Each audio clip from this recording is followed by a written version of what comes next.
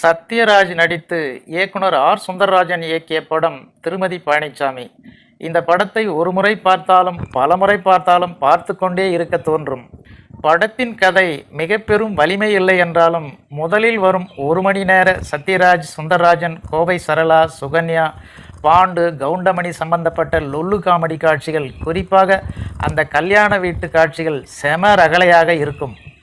குறிப்பாக சுகன்யாவின் பெயரையே சத்யராஜ் சொல்லி கொண்டிருக்கும் போது கவுண்டமணி சென்று கிண்டல் செய்வது ரணகலமான சரவெடி காமெடி காட்சிகள் எத்தனை முறை வேண்டுமானாலும் பார்க்க தூண்டும் எவர்கிரீன் காமெடி. சத்யராஜிடம் தனக்கும் வைஜெயந்தி மாலாவுக்கும் காதல் இருந்து அது கல்யாணம் வரை சென்றது குறித்து சுந்தரராஜன் விடும் உதாரெல்லாம் செம லொல்லு என்றே சொல்லலாம்.